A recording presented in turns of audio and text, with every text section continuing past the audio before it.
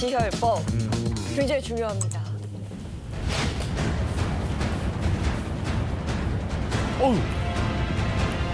그래도 계단에서.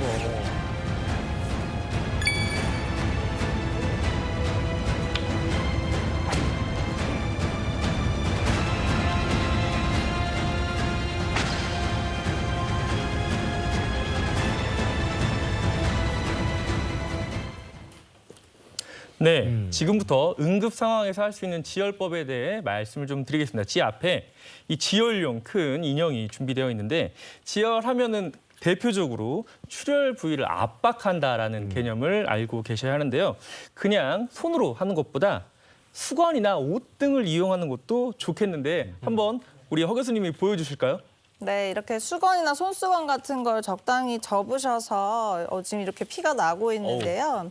이렇게 지혈할 부위를 양손으로 지그시 누르면서 압박을 가해주시면 이게 지혈이 답니다. 이렇게 하는 게. 네.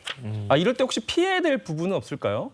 조심해야 될 부분 주변에 집에서. 이제 휴지 같은 게 보이니까 그걸로 닦고 싶은 충동을 느끼실 수가 있는데 그거는 안 됩니다. 왜냐하면 휴지는 금방 찢어져서 상처 안으로 들어가기도 하고 나중에 오염의 원인이 되기도 하기 때문입니다. 아, 네, 맞습니다.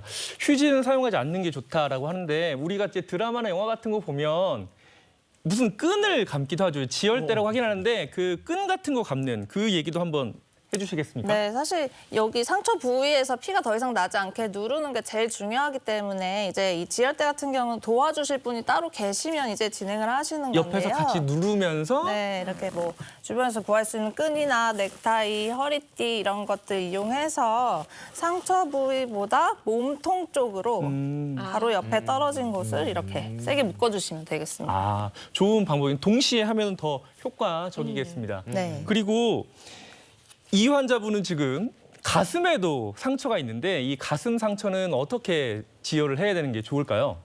가슴에는 이제 심장, 폐, 대혈관 이렇게 아주 중요한 장기들이 많이 있고 긴장성 기운 같은 거 일으킬 수 있기 때문에 이렇게 상처를 직상방으로 눌러주는 것이 최우선이라고 할 수 있겠는데 사실은 이걸로는 충분치 않고 빨리 이것에 대한 처치를 할 수 있는 권역외상센터로 이송되는 것이 더 관건이라고 할 수 있겠습니다. 역시 누르는 게 가장 중요한데 손으로 누르는 것보단 옷이나 깨끗한 꺼즈나 수건 같은 걸로 함께 누르는 게 더 중요하다 이런 말씀입니다. 목에도 상처가 있어요. 이 더미에. 이 목에 있는 상처가 있으면 또 어떻게 하는 게 또 중요할까요? 네, 이제 경동맥은 굉장히 목이 쉽게 보이는 위치이기 때문에 상처를 입기가 쉬운데요.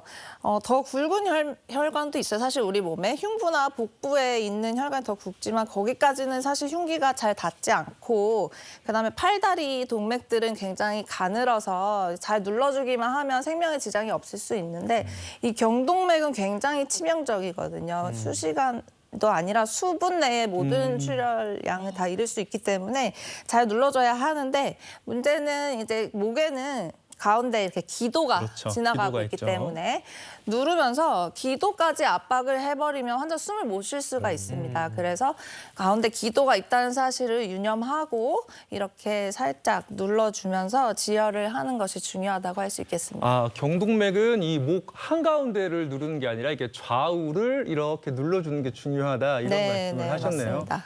그렇게 지혈을 지금 했어요. 그리고 119에 전화도 했단 말이죠. 그러면 어떤 자세로 기다리는 게 좋을까요? 이제 팔다리 같은 경우에는 심장보다 위쪽에 위치할 수 있게 해주시는 것이 좋겠고 어느 정도 지혈이 이루어졌다면 만약에 출혈 부위를 이렇게 높게 좀 들고 기다려주는 게 더 좋겠네요. 네, 맞습니다. 그래서 팔다리는 사실 근데 그게 가능한데 뭐 몸통이나 머리, 목 쪽은 그러기 어렵죠. 그래서 그때는 그냥 환자를 이렇게 눕혀놓는 것이 최선이라고 안정적으로. 할 수 있겠습니다. 자, 그렇게 119 대원을 기다리고 이제 이송하고 있는데 안타깝지만 이제 환자분이 출혈량이 좀 많거나 아니면 긴장을 해서 의식을 잃는다든지 호흡이 없어진다든지 우리가 이제 심폐소생술 같은 적극적인 처치가 필요한 그런 상황이 생겼어요. 그러니까 지혈도 해야 되고 심폐소생도 해야 되는 그런 안타까운 일이 생기면 어떻게 대처를 하는 게 좋을까요? 그럼 지혈도 중요하지만 당연히 심폐소생술이 더 우선입니다. 네, 그때는 심폐소생술 시행을 하시고 뇌와 심장의 기능을 유지하기 위해서 그렇고요.